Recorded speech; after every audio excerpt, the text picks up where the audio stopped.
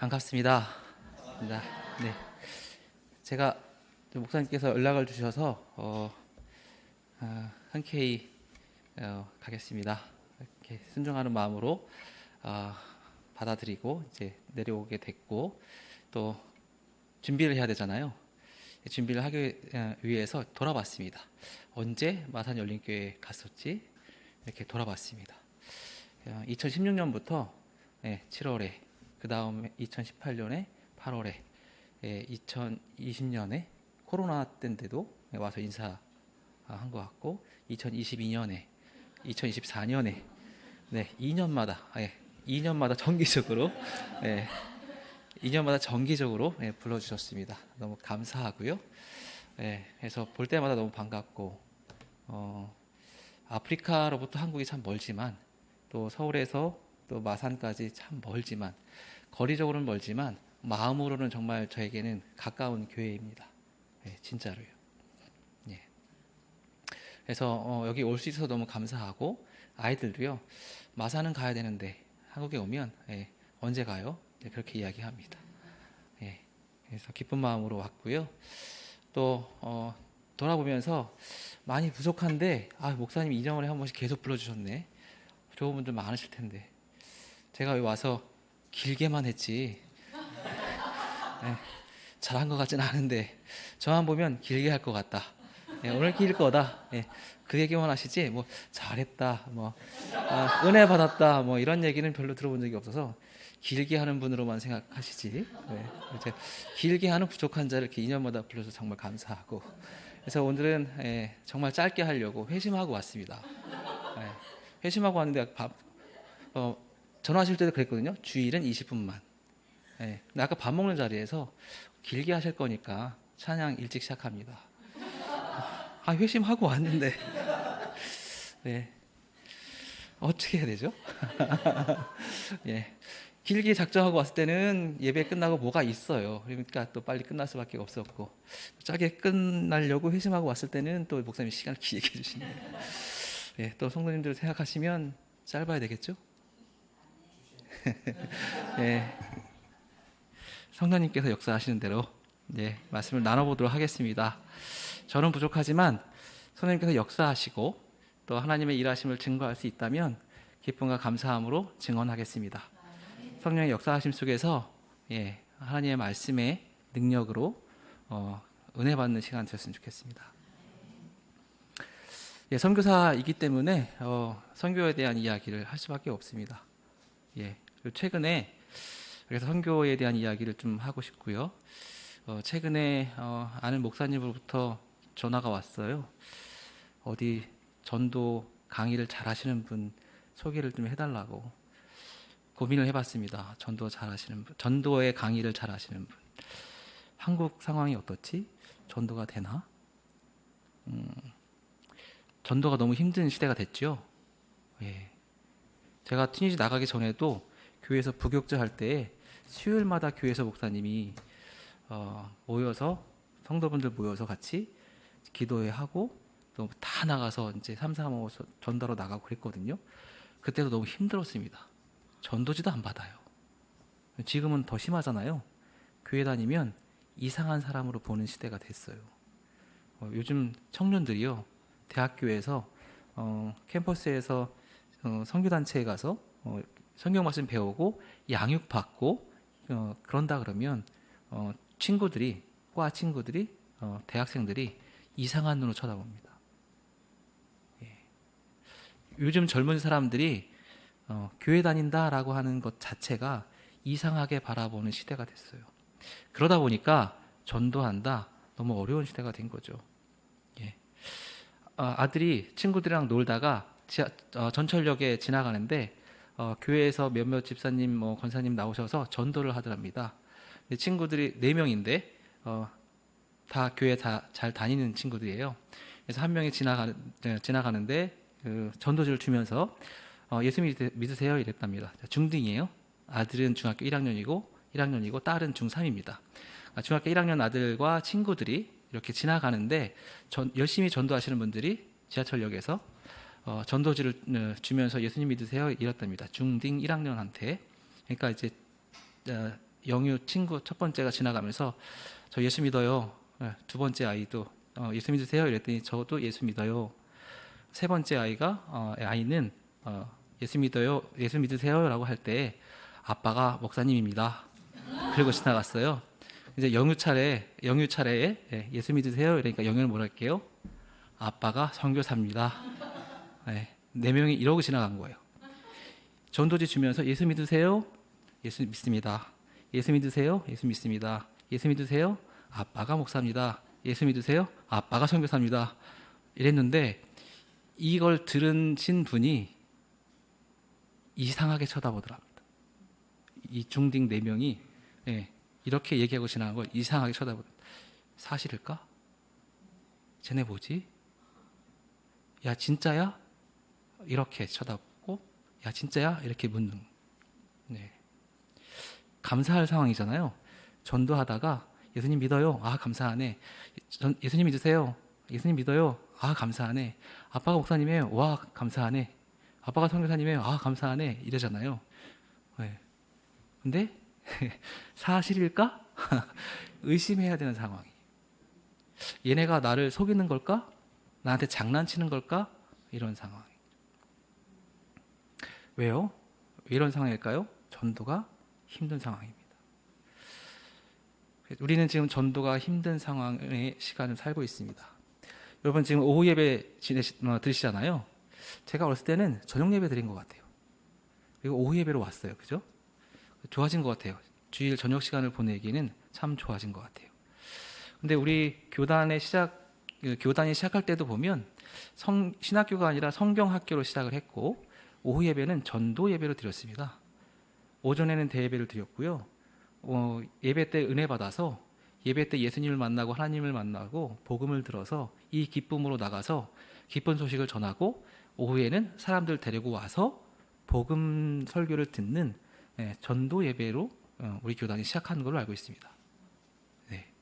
그래서 이 시간은 전도 예배, 복음 설교를 듣고 누군가를 데리고 와서 기쁜 소식을 듣는 전도 예배의 시간인 거죠. 근데 그것이 너무나 힘든 시간이 되어버렸어요. 오전 대예배 빨리 후딱 드리고 가야 되죠. 오후 예배는 짧게 끝나고 빨리 가야 되죠. 해치우고 가야 되는 예배로 많이 전락해버렸습니다. 속상해요. 이런 상황 속에서 이 본문 말씀이 제게 많이 와닿습니다. 제가 선교를 시작할 때도 이 본문 말씀이 위로가 됐습니다. 한국에서조차 전도가 너무나 어려운데 이슬람 땅 가운데 가서 그들의 완악한 마음을 깨고 어떻게 그들에게 이 복음의 기쁜 소식을 전할 수 있을까? 성경책은 이스라엘 사람들에게 부정한 책인데 이 성경 말씀에 기록되어 있는 하나님의 말씀을 예수 그리스도의 복된 이 기쁜 소식을 어떻게 전할 수 있을까? 너무 막막했거든요. 근데 오늘 이 말씀이 저에게 소망이 되었습니다. 전도하기 힘드시죠? 오늘 본문 말씀이 어떻게 전도해야 하는지에 대한 비결을 알려줍니다. 또 제가 요즘에 자녀들 교육하는데요. 힘들어요. 관심이 있어서 어떻게 교육할지에 대한 책들을 봅니다. 하나님 나라 복음으로 우리 아이들을 어떻게 예수님의 제자로 키워낼까에 대한 고민은 많이 했어요.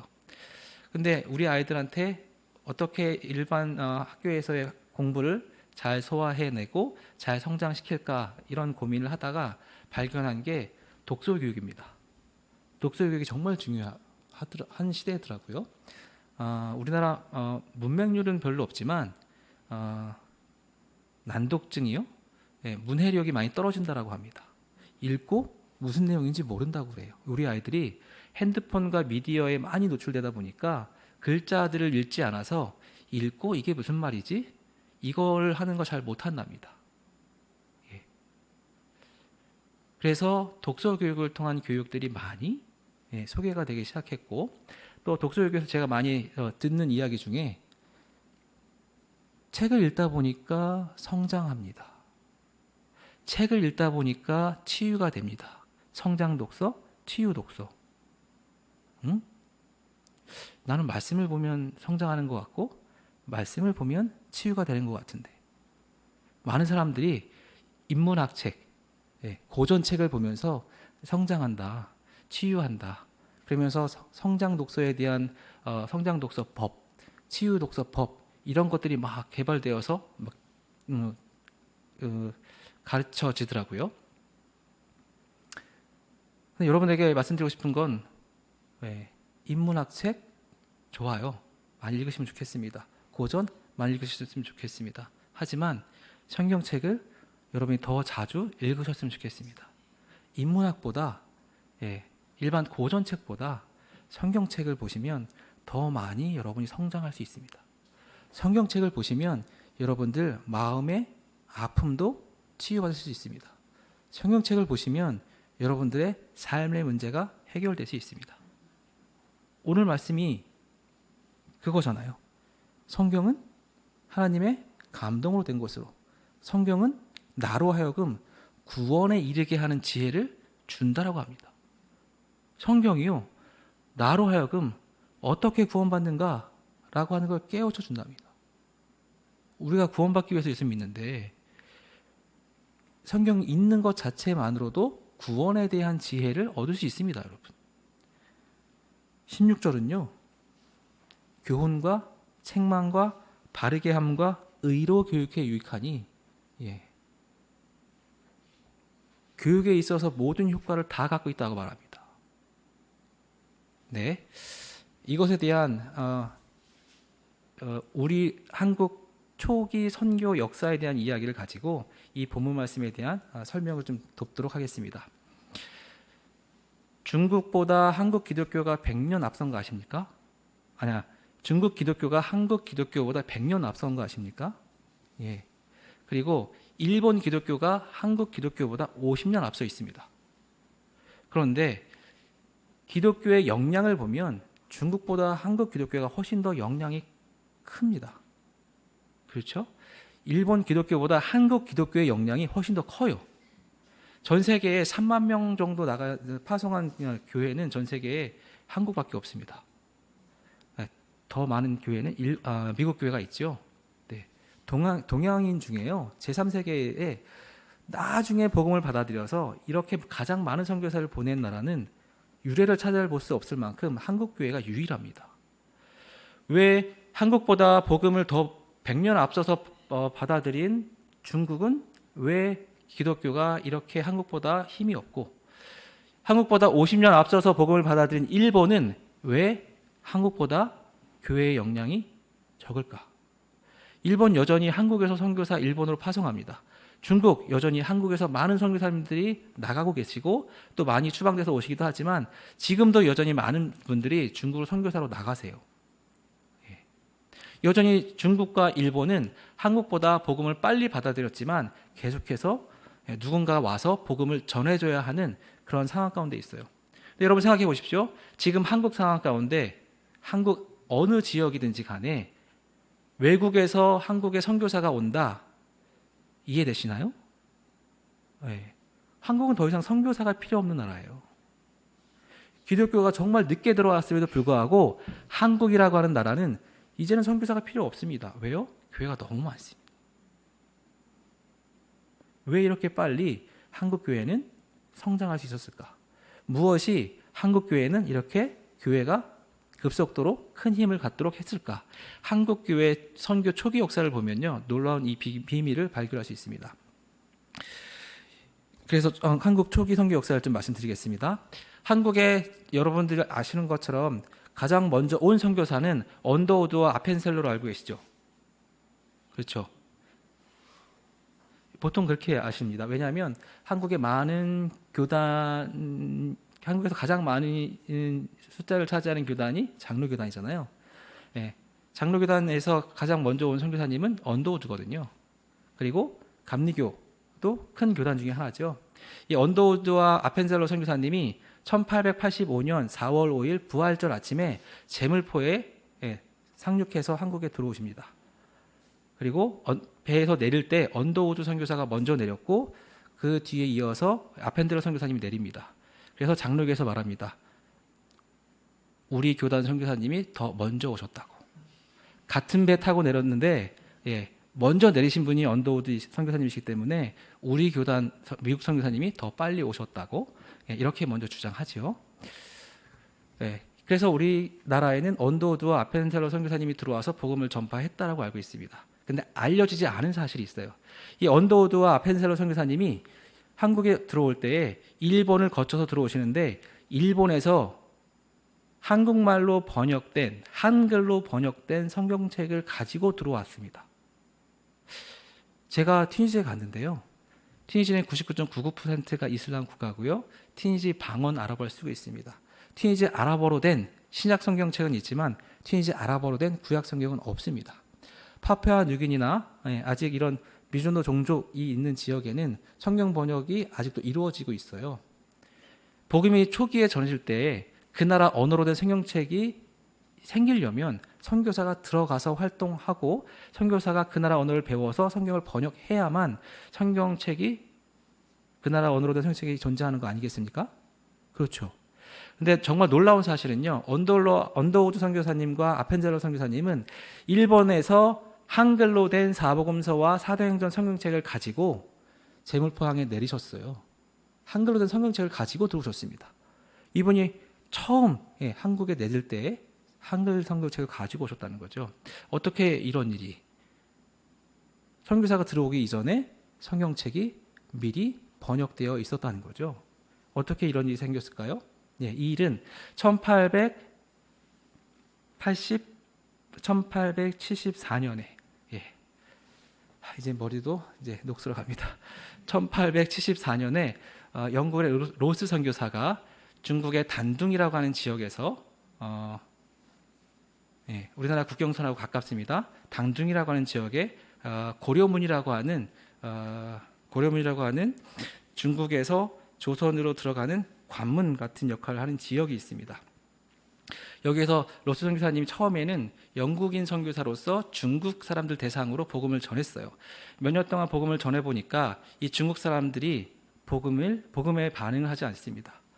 중국 사람들 우리 뭐라고 부르죠? 만만디. 반응 잘 하지 않아요. 로스 선교사가 이 만만디의 성향을 겪었습니다. 어떻게? 복음을 열심히 전해봤는데 반응하지 않는 중국 사람들. 그래서 중국 사람들에 대해서 포기하고 이 고려문, 단둥에 있는 고려문, 조선 국경 지역에 와서 이 고려문에서 이 로스 선교사님이 통역사를 세워서 이분이 한국말을 모르니까요. 한국 통역사를 세워가지고 영어를 할 수 있는 또는 중국어를 할 수 있는 통역사를 세워서 이제 조선말로 복음을 전하기 시작합니다. 이분이 통역을 해서 복음을 전하면 30분 복음을 전하면 통역까지 하게 되면 1시간입니다. 1시간 복음을 전하면 통역까지 하면 2시간이에요. 그래서 이분들이 이 로스 선교사님이 통역을 세워서 1시간 정도 복음을 전합니다. 그러면 전체 몇 시간? 통역까지 2시간.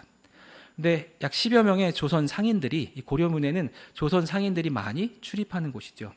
그래서 조선 상인들이 이곳에서 로스 선교사님의 복음 설교를 열심히 듣게 됩니다. 로스 선교사님이 중국 만만디들에게 복음을 전할 때는 아무런 반응이 없었는데 이 조선 사람들 뭐지? 눈빛이 초롱초롱합니다. 자신을 뚫어져라고 쳐다봅니다. 졸지도 않습니다. 복음 설교가 끝날 때까지 자리를 이탈하지도 않습니다. 한 명도. 모두가 시선 집중 열심히 듣습니다. 지금 여러분들처럼 이렇게 열심히 설교를 들으면 설교가 길어집니다. 그래서 로스 선교사님이 반응 없는 중국 사람들 대상으로 설교를 하다가 반응 있는 조선 사람들, 중국 사람을 대상으로 설교하다가 반응 있는 조선 사람들을 보니까 너무 기쁜 나머지 설교가 더 길어집니다. 그런데도 요동하지 않고 조선 상인들이 열심히 복음을 듣습니다. 설교가 끝났습니다. 설교가 끝나자마자 이 10여 명의 조선 사람들이 로스 선교사님한테 막 달려 나옵니다. 달려 나와서 로스 선교사님에게 질문합니다. 양복을 이렇게 만지면서 이 코쟁이 사람한테 뭐라고 물어봐야 돼? 영어를 못하니까요. 자기네들끼리 막 수근수근합니다. 그리고 통역사한테 물어봐달라고 얘기합니다. 이 양복 옷감 어디 가면 뗄 수 있습니까? 이 복음을 들은 사람 누구라 그랬죠? 조선 상인들. 복음을 들은 게 아니고요. 이 로스 선교사님의 양복 옷감을 보면서 저거 떼다가 팔면 조선에서 돈 벌 것 같은데 저 옷감을 어디 가서 떼면 살 수 있을까? 설교가 끝나는 즉시 내가 제일 먼저 뛰어가서 물어봐야지. 옆에 같이 듣는 사람들 누구예요? 경쟁자. 내가 먼저 가서 물어보고 내가 먼저 가서 파는, 아니면 내가 가서 물어보고 나만 알고 나만 독점으로 팔고 싶은 그런 마음에 로스 선교사님의 설교를 열심히 들은 게 아니고 저 옷감 어디 가면 뗄 수 있지? 이거 물어보려고 언제 끝나나 쳐다본 겁니다. 경쟁자들 때문에. 근데 이걸 모르고 선교사님은 열심히 잘 듣는 줄 알고 설교를 2배 하신 거죠. 이렇게 여러 번 하셨는데 조선 사람들도 별로 큰 반응이 없어서 초반에는 이 옷감 뗄 것에 대한 반응 때문에 초롱초롱 쳐다보다가 나중에 반응이 없어서 로스 선교사님이 전도의 방법을 바꿉니다.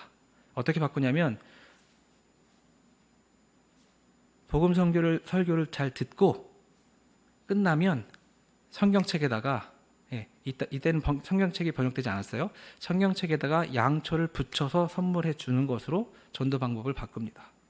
우리도 전도지에다가 요즘에 물티슈 붙여서 주거나 아니면 사탕을 붙여 주거나 이렇게 해서 같이 주잖아요. 로스 선교사님도 이때 1874년 이때에 성경책 그리고 양초를 이렇게 붙여서 주셨답니다. 근데 이 사람들이 설교는 그냥 듣는 둥 마는 둥 하고 양초가 너무 귀하니까 양초 받을 마음으로 설교를 다 듣고 성경책과 양초를 받아갔대요. 양초가 얼마만큼 귀했냐면 조선의 그 당시에 양초를 몰라서 어떤 마을에 소개가 됐는데 마을 사람들 모두가 모여서 앉아서 이게 뭐지? 뭐 하는 거지? 의논하다가 이렇게도 떼보고 먹어도 보고 딱딱한데 또 이렇게 씹어보니까 막 물컹물컹하기도 하고 그래서 이걸 다 같이 끓여 먹자. 그래서 어떤 마을을 끓여 먹어도 했대요. 사실. 양초가 초기에 전해질 때는요. 근데 이 불을 밝히는데 너무 편하니까 이제 불을 밝히는 것에 대한 용도를 알았을 때는 정말 인기가 많았답니다. 그래서 로스 선교사님이 성경책에 양초를 붙여줬을 때는 정말 인기가 많았대요. 양초가. 사람들이 그래서 이 성경책과 양초를 받아서 설교를 듣고 받아서 나오면서 성경책은 양초랑 떼서 성경책은 문 앞에 버려버리고 양초만 가져간 사람들이 많았고요. 백시성을 가진 한 상인은 이 둘 다 가져가서 양초는 팔고 상인이니까 팔고 성경책은 차마 버릴 수가 없어서 장롱 밑에 처박아 뒀답니다. 근데 이 백시성을 가진 이분의 자제 중에 20세인 자녀가 문제아였답니다. 어떤 문제였냐면 결혼에는 관심이 없고 이 당시는 빨리 결혼할 때잖아요. 10대 때도 결혼할 때니까 20살인데 결혼에는 관심이 없고 아버지의 장사를 배워서 돈 벌 생각도 안 하고 취업에도 관심이 없고 진정한 돈은 무엇인가? 인생은 어떻게 살아야 가치 있는가? 이것에만 관심이 있어서 절에 가서 100일 6개월 동안 불경을 배우고 계룡산에 가서 돌을 닦고 이런 일들만 하던 문제였답니다. 아버지가 넌 언제 철들래? 아버지 따라다니면서 장서를 배워라. 그리고 돈 버는 방법을 배우고 그리고 결혼하고 사람 구실 좀 해라. 그렇게 얘기를 했는데도 이 문제아가 아버지 말을 듣지 않더랍니다. 이 문제아가 계룡산 가서 6개월 동안 돌을 닦고 집에 와서 팔을 이렇게 뒤로 베고 누웠다가 이렇게 장롱 밑을 쳐다보게 됐는데 장롱 밑에 아버지가 처박아 놓은 성경이 보이더랍니다. 이렇게 해서 이렇게 누워서 이렇게 봤는데 경? 내가 모든 경은 다 읽었는데 처음 보는 경이 있네? 그래서 팔을 뻗어서 이렇게 누워서 이렇게 보기 시작했답니다. 앉아서 보기 시작하고요. 정죄서 읽기 시작하게 됩니다. 그리고 읽고 성경책을 띄웠답니다. 성경책을 띄웠다. 무슨 뜻이죠? 천자문 띄웠다. 무슨 뜻이죠? 다 외웠다. 사서삼경 띄웠다. 다 외웠다. 이 문제아가 성경책을 띄웠답니다. 그리고 이 문제아 이름이 백홍준인데요. 그리고 아버지한테 또 뛰어가서 아버지한테 질문을 던집니다. 아버지, 이 책 어디서 가져오셨습니까? 아버지가 너무 기뻐서 야, 그래 네가 이제 정신을 차렸구나. 단둥에 가면 고려문이라고 하는 데 가면 거기에 코쟁이가 있고 양복을 입었는데 네가 거기 가면 두 가지 질문을 해야 돼.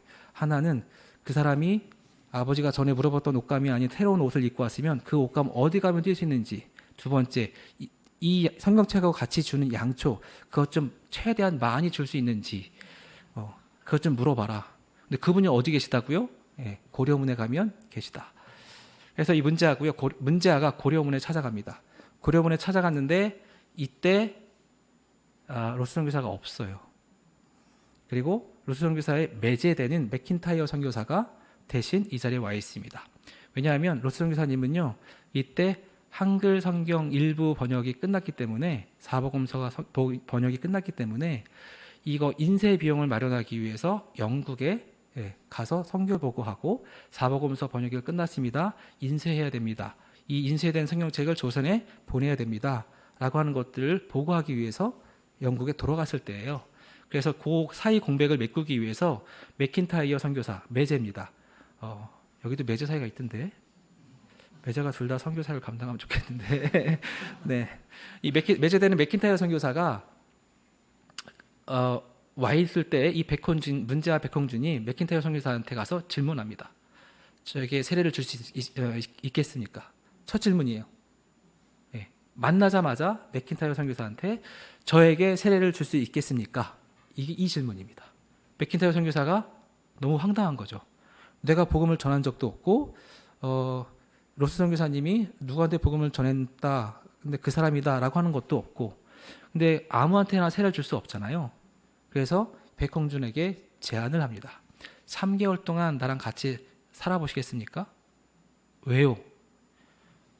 당신이 복음을 제대로 받아들였는지, 예수 그리스도를 내 삶의 주인으로 영접했는지, 복음에 대한 확신이 있는지, 그리고 복음대로 사는지 내가 확인해야만 세례를 줄 수 있습니다. 네. 초대교회 때는 3년 동안 세례를 못 받았어요. 복음에 대한 확신과 삶의 행실이 하나님 나라 복음에 따른 삶이어야 세례를 받을 수 있었습니다. 3년에 걸쳐서 검증을 받았습니다. 그리고 세례를 받아야 카타콤의 공동체로 유입이 됐습니다. 맥킨타이어 선교사도요. 예수 그리스도가 주로 영접한 것이 예수 그리스도를 주로 영접한 것이 확인이 되어야 삶의 행실이 복음에 따른 삶으로 살아가고 있는 것이 확인이 되어야 선교사는 세례를 줄 수 있거든요. 그래서 이 백홍준에게 제안한 겁니다. 당신이 나와 3개월 동안 같이 살 수 있겠습니까? 같이 살면서 검증하려고 했던 거죠. 같이 살아보니까 어떨까요? 백홍준은 누구라고요? 성경을 뗀 사람. 백홍준한테 성경에 대해서 물어보면요. 바로 나옵니다. 자판기예요. 왜요? 외웠으니까. 그리고 그의 삶의 행실이 말씀대로 살려고 고민하고 기도하는 모습들이 너무나 역력하게 보입니다. 그래서 3개월 후에 맥킨타이어 선교사가 이 백홍준에게 세례를 줍니다. 이게 조선에서 조선 사람이 가장 첫 번째로 세례받은 사례입니다. 잘 안 알려져 있죠? 1879년입니다. 로스 선교사님이 조선 사람들 대상으로 사역한 것은 1874년이고요.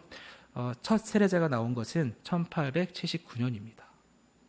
그리고 맥킨타이어 선교사가 이 백홍준에게 제안을 합니다. 어떤 제안을 하냐면 당신 말씀도 너무 잘 알고 신실하니까 나랑 같이 여기서 성경을 번역합시다. 제안합니다. 월급을 많이 주겠소. 조선 사람들이 여기에 와서 물건을 가져다가 조선에 파는 1년 연봉의 3배 줄게. 나랑 같이 일합시다. 엄청난 연봉이죠? 백홍준이 이 제안을 거절합니다. 그리고 조선으로 돌아갑니다. 맥킨 선교사가 물어봐요. 너무 좋은 제안 아닙니까? 당신 이거보다 더 많은 돈을 벌 수 있는 직업이 있습니까? 아니요. 저는 백수였습니다. 그런데 왜 이 좋은 직업을 거절하고 돌아간단 말입니까? 두 번째, 그리고 조선은 서양 종교와 서양 문물을 받아들이면 삼족이 멸할 수 있다라고 하는 걸 잘 알고 있습니다. 조선이 세국 정책을 펼 때입니다. 천주교, 개신교를 받아들이면요 절주산에서 목이 잘려나갈 시점입니다. 맥킨타이어 선교사가 걱정하는 거죠. 당신이 세례를 받고 세례 받은 사실이 조선에 알려지면 당신은 죽임당할 수 있는데 그래도 돌아가겠다는 겁니까? 네, 저는 돌아갈 겁니다. 왜요? 왜 좋은 취직 자리를 거절하고 왜 안전한 이곳에서 신앙생활을 하지 않고 왜 돌아가겠다는 겁니까? 라고 묻습니다. 백홍준이 대답합니다. 제 아버지 어머니도 믿어야죠. 제 친구들도 믿어야죠. 제가 사랑하는 사람들도 예수님을 주로 만나야죠. 저는 그것을 위해서 돌아갑니다. 그래서 이 문제아가 돌아갑니다. 여러분, 문제아 주변에는 문제가 많습니다. 문제아가 많이 있습니다. 문제아 주변에는 문제아 친구들이 많이 있습니다. 네, 백홍준 주변에는 문제아 친구들이 많아요. 그래서 이 백홍준이 주변의 문제아 친구들을 불러 모아서 밤마다 사경회 합니다. 우리 내일부터 사경회죠? 밤마다 합니다. 3일 동안.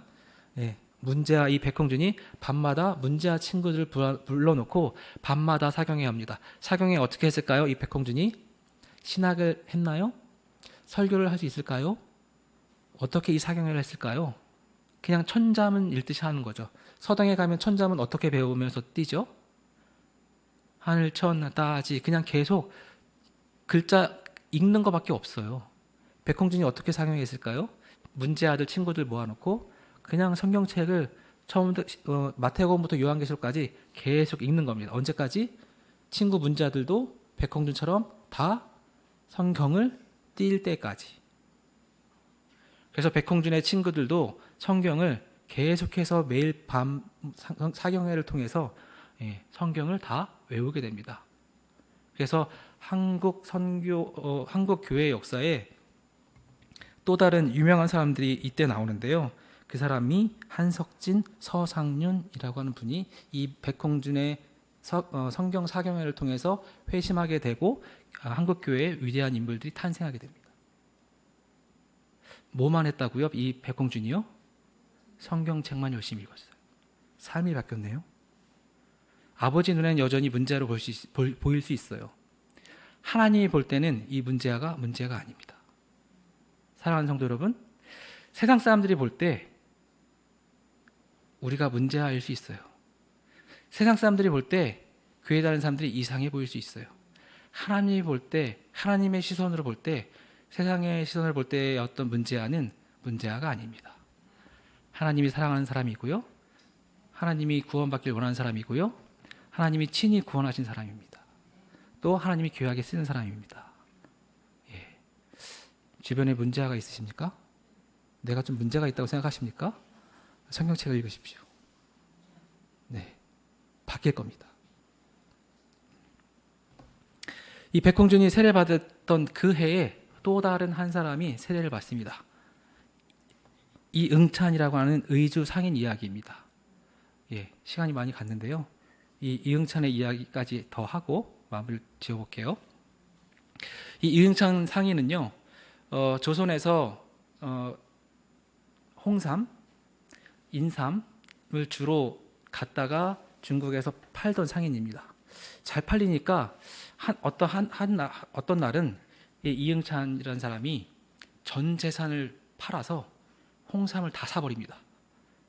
그리고 이거를 중국에 갖다 팔아가지고 한번 떼돈 벌어야지. 지금 잘 팔릴 때니까 지금이 타이밍이야. 그래서 전 재산을 겁니다. 그리고 배를 타고 이제 건너가는데 압록강인가요? 두만강인가요? 오른쪽 끝에가 압록강이고 이 긴 게 두만강이죠? 저도 모르고 여러분도 모르시나요?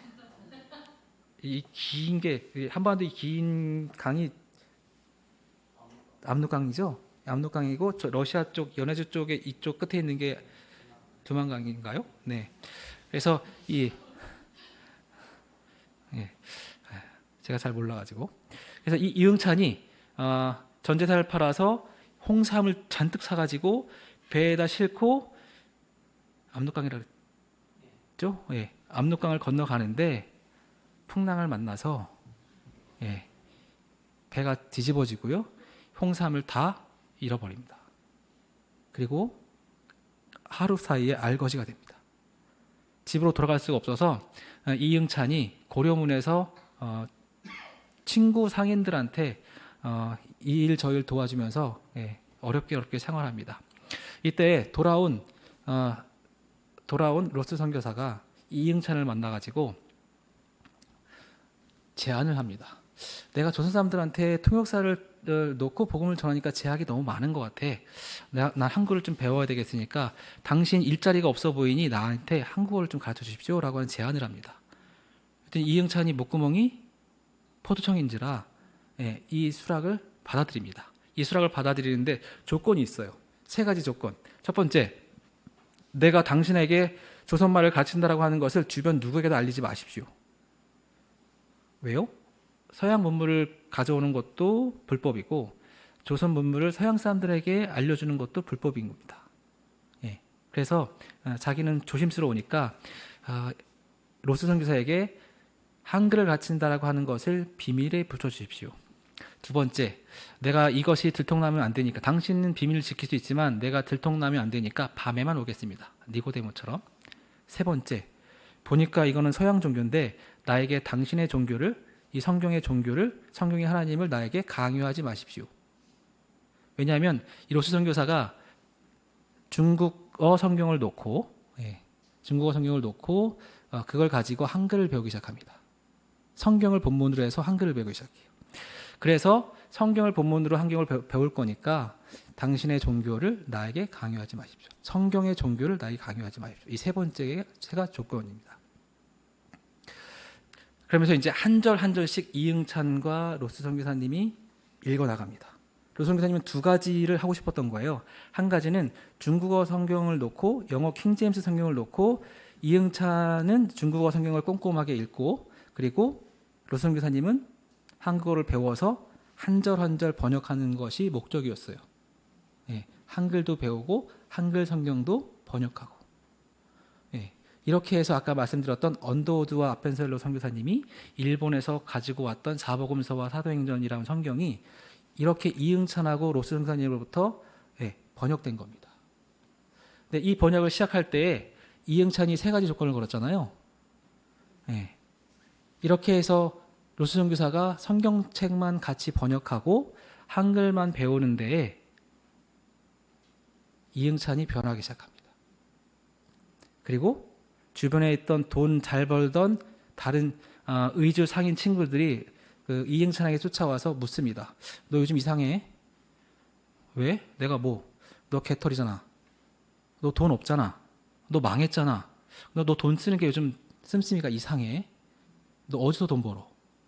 우리가 돈 버는 것보다 네가 돈 버는 게 더 많은 것 같아. 너 이상해. 친구들이 이래요. 이응찬이 아니야. 나 그렇지 않아. 너 우리 일 도와줘서 근근히 사는데 우리 일 도와주지도 않고 밤마다 어디 가더라? 아니야, 나 어디 안 가.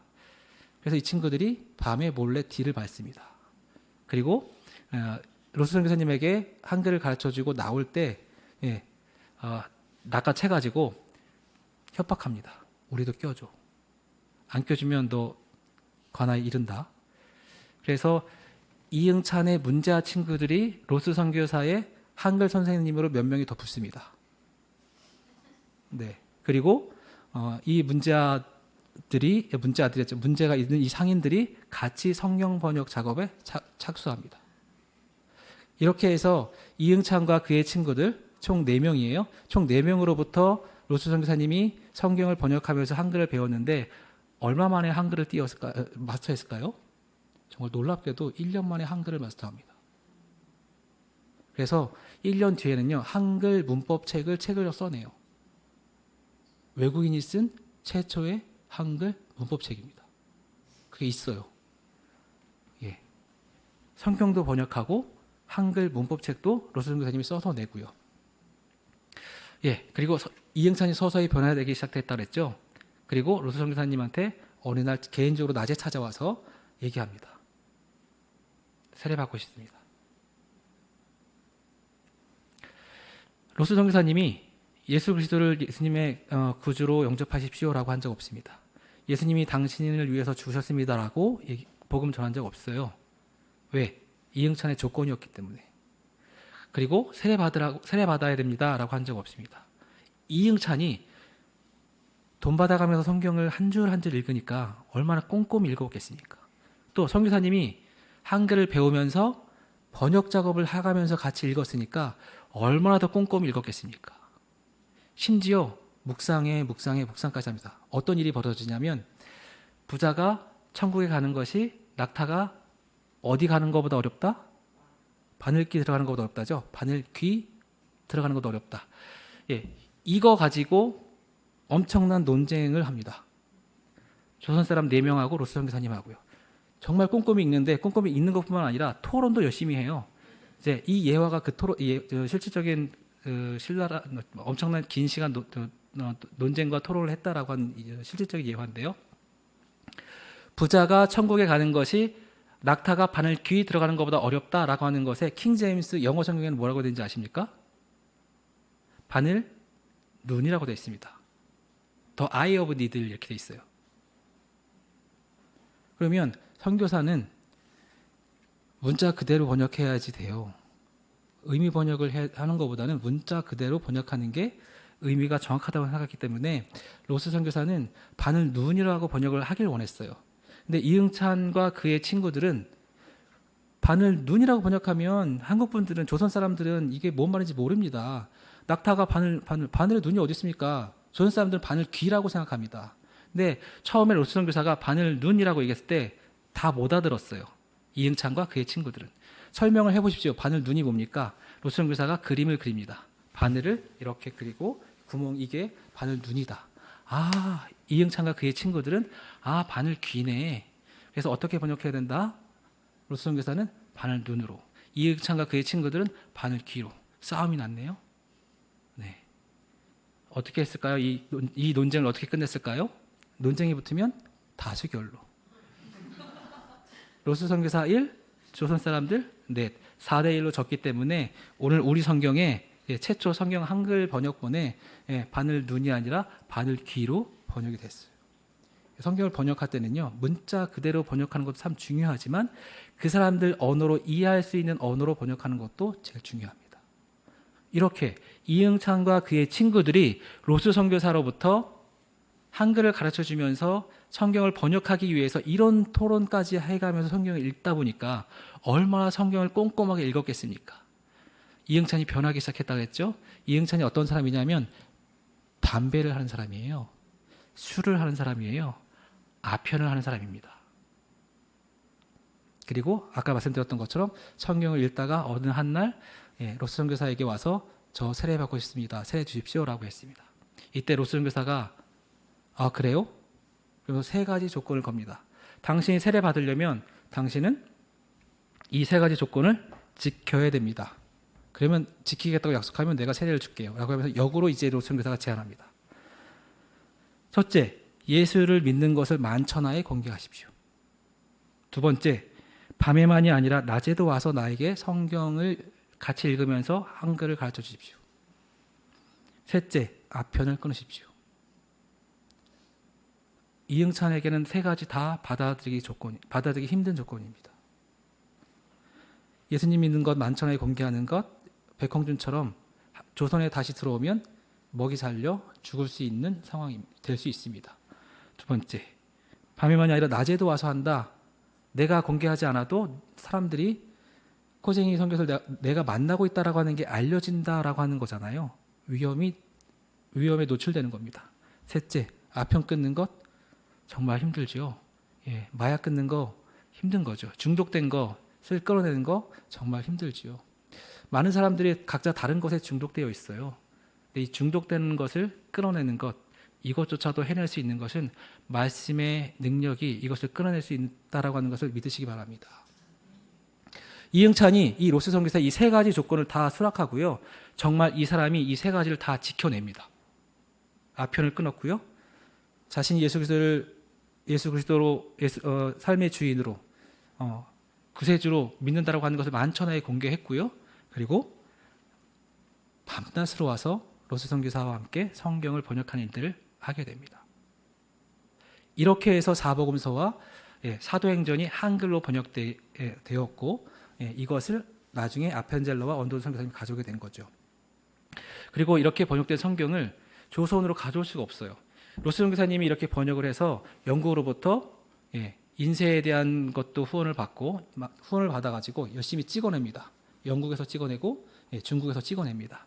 근데 이거를 가지고 가면 경계 조선 그 국경에서 검문을 해가지고 성경책이다 그러면 모조리 태워버리거나 이걸 가져오는 사람들은 옥에 가두니까 이걸 가져올 수가 없어요. 어떻게 가져왔을까요? 이 사람들이 상인이잖아요. 장부책을 만듭니다. 성경책을 인쇄해서 옛날 책들은요, 족보도 보시면 접어서 엮습니다.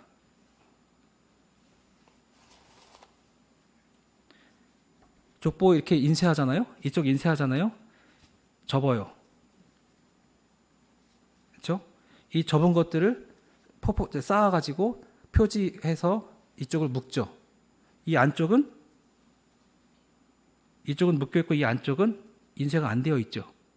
네, 장부도 마찬가지고 옛날 족보도 마찬가지고 요즘 족보도 아직도 이렇게 만드는 것 같아요, 그죠? 예, 옛날 책들은 다 이렇게 했어요. 근데 첫 번째로 이 성경책을 가져올 때는요, 장부로 만들었어요. 이렇게 이걸 성경 인쇄한 걸 반대로 뒤집어서 엮습니다. 엮으면 성경책은 이 안쪽에 인쇄되어 있고 바깥은 아무것도 안 써 있잖아요. 그러면 이 바깥에는 제일 표제에는 장부 이렇게 써놓고 홍삼 몇 근, 인삼 몇 근, 뭐 몇 근, 뭐 이렇게 자기가 조선에서 사다가 파는 거, 또 중국에서 사다가 조선에 팔고 이런 거 기록한 장부로 씁니다. 그리고 안에는 성경이니까 들어와서 이걸 다 해체해가지고 다시 뒤집어서 다시 묶습니다. 그러면 사복음서, 사도행전. 그래서 그것을 같이 읽는 거죠. 백홍주는 한문 성경을 읽어서 뗐고요. 그리고 이응찬과 그의 친구들 그리고 로스 선교사님은 한글로 번역한 성경을 이렇게 밀반입합니다. 근데 이게 나중에 걸리게 돼요. 이게 나중에 장부로 된 게 이렇게 너무 쉽게 보게 되니까 그 다음에 아이디어가 낸 게 뭐냐면 옛날에 사람들이 먼 길 가게 되면 이 뒤에 보찜이나 뭐 이렇게 짊어지고 그 밑에 뭘 달고 다녔죠? 집신. 집신을 신고 다니면 금방 닳잖아요. 그래서 한 20켤레씩 메고 짊어지고 다녔답니다. 붓집 밑에. 그러면 이 집신을 집으로 만들잖아요. 한지에다 이 한글 성경을 인쇄해서 그거를 그 인쇄하는 성경들을 다 이렇게 그 집처럼 꽈서 한지로 집신을 만들어 가지고 그리고 이 조선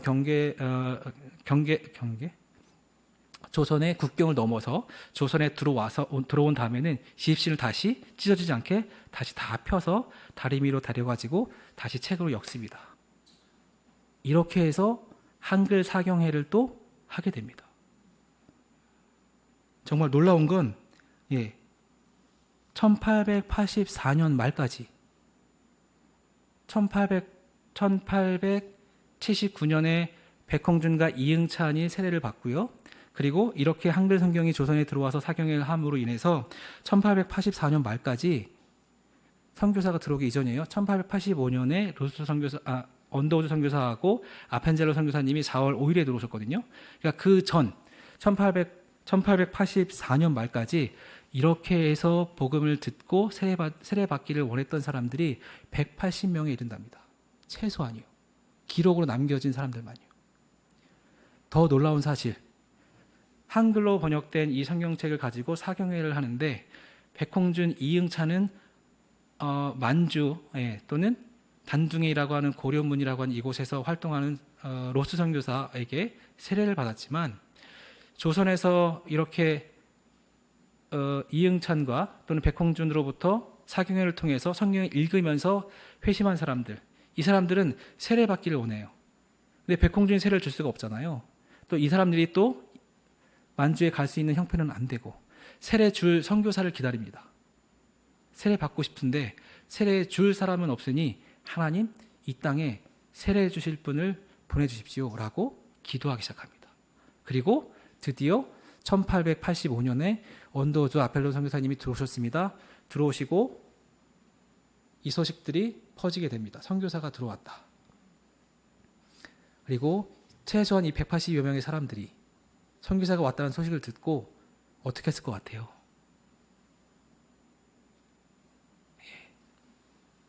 평안도에서, 함경도에서 그쪽으로부터 이렇게 성경의 책을 통해서 회심한 사람들이 선교사가 있다라고 하는 곳으로 모여들기 시작합니다.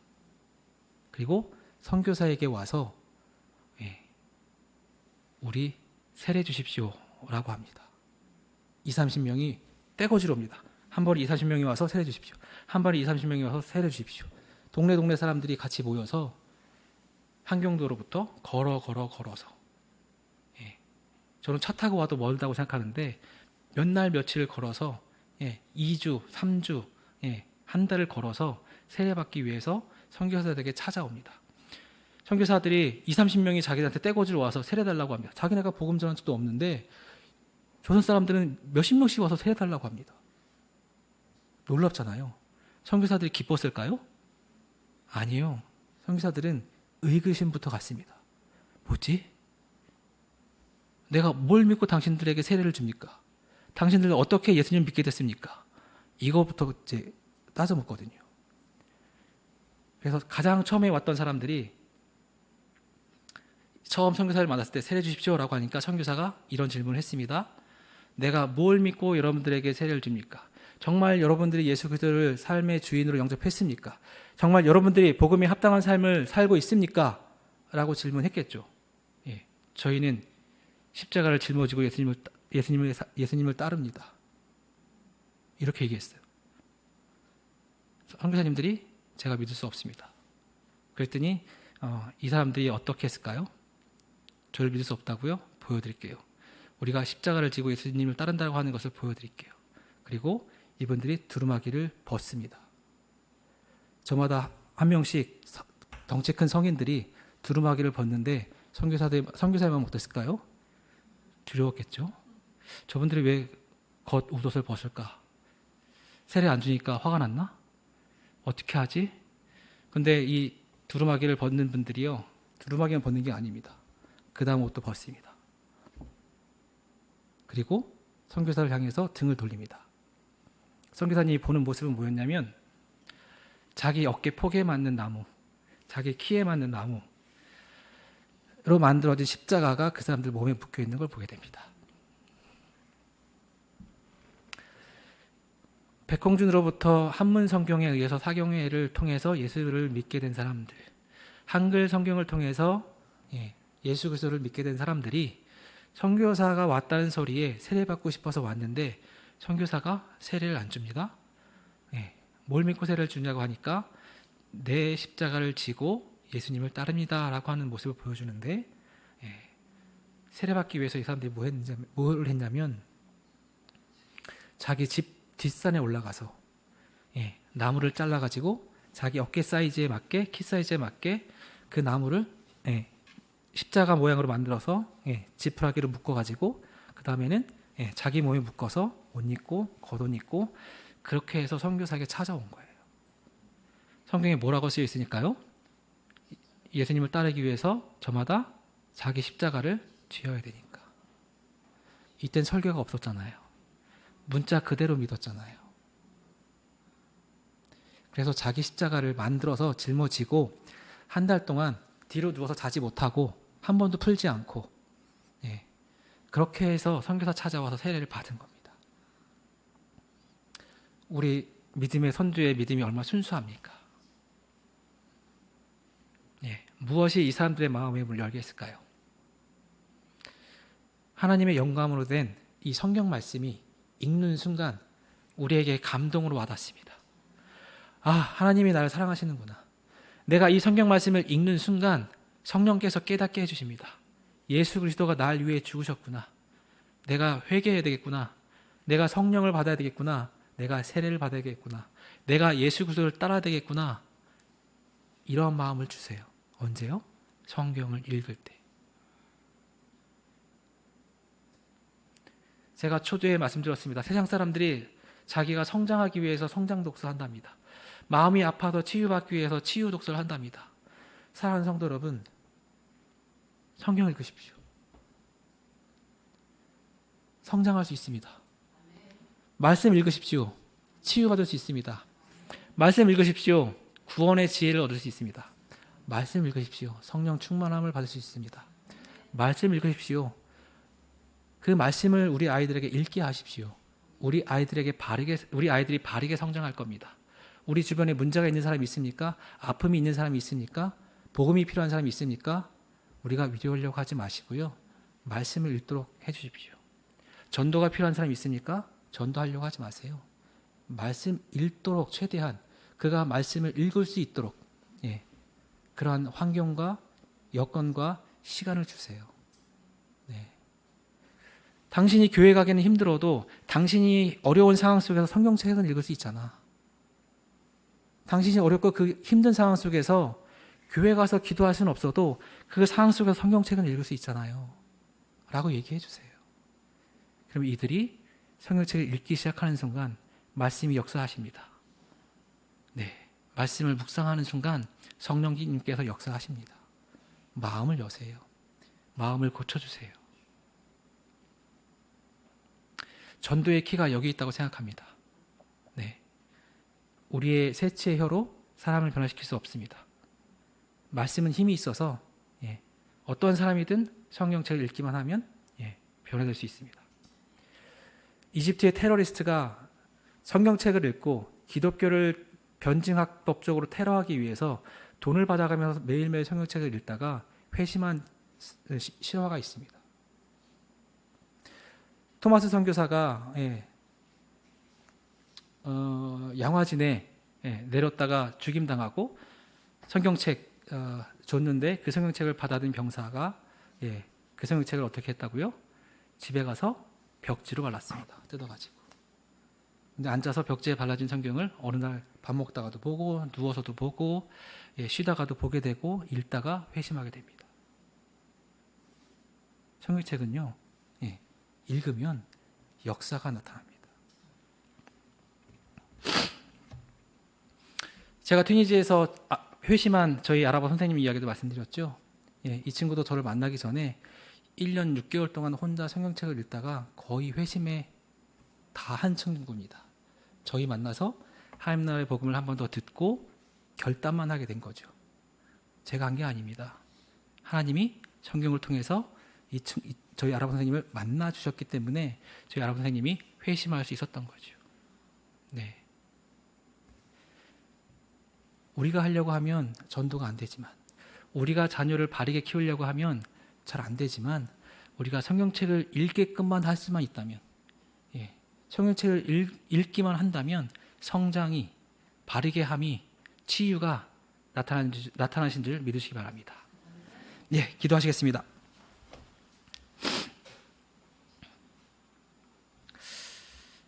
사랑의 하나님, 하나님이 사랑하시는 마산 열린교회 공동체와 함께 아버지의 말씀의 능력을 나누게 하신 것 감사드립니다.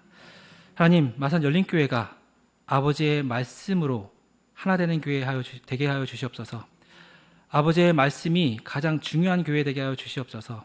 아버지의 말씀을 증언하고 증거할 수 있는 교회 되게 하여 주시옵소서. 아버지의 말씀으로 예수님의 제자들을 세워서 세상에 파송하는 교회 되게 하여 주시옵소서. 말씀의 역사하심이 모든 성도들에게 나타나는 교회 되게 하여 주시옵소서. 아버지의 말씀으로 말미암아 모든 성도들의 치유가 나타나고, 아버지의 말씀으로 말미암아 모든 성도들의 문제가 해결되고, 아버지의 말씀으로 말미암아 모든 성도들이 예수 그리스도의 제자로 세움받는 교회가 되게 하여 주시옵소서. 아버지 하나님, 이 시간 부족한 종이 아버지의 말씀의 능력을 부족하게 전했지만 아버지 하나님의 말씀은 부족하지 않음을 고백합니다. 아버지의 말씀이 우리 삶 가운데 충만하게 역사하여 주시옵소서. 세상에서 살아갈 힘을 주시옵소서. 하나님 나라를 우리 삶 가운데 살아낼 힘을 주시옵소서. 예수 그리스도를 증거할 삶을 주시옵소서. 우리가 누군가에게 아버지의 말씀을 들을 수 있도록, 아버지의 말씀을 읽을 수 있도록 건면할 수 있는 힘을 주시옵소서. 우리에게 말씀을 주신 하나님께 감사드리오며 예수님의 이름으로 기도합나이다. 아멘.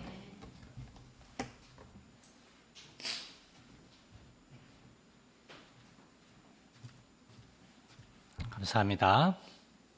계속되는 말씀은 또 내일부터 들을 수 있습니다. 내일 저녁 7시 반, 3일 동안 조금 시간 내기 어려우시더라도 딱 3일만 작정하시고 이렇게 오늘 이렇게 풍성하게 나눌 수 있도록 내일도 시간을 많이 비워놓을 테니까 이렇게 때 되면 알아서 가시면 됩니다. 이렇게 3일간 귀한 한번 이런 편이 조금 예스럽긴 하냐 말씀 잔치 기도하시면서 많은 참여 부탁드리겠습니다. 우리 주기도문으로 예배를 마치겠습니다. 하늘에 계신 우리 아버지, 아버지의 이름을 거룩하게 하시며 아버지의 나라가 오게 하시며 아버지의 뜻이 하늘에서와 같이 땅에서도 이루어지게 하소서. 오늘 우리에게 일용할 양식을 주시고 우리가 우리에게 잘못한 사람을 용서하여 준 것 같이 우리 죄를 용서하여 주시고 우리를 시험에 빠지지 않게 하시고 악에서 구하소서. 나라와 권능과 영광이 영원히 아버지의 것입니다. 아멘.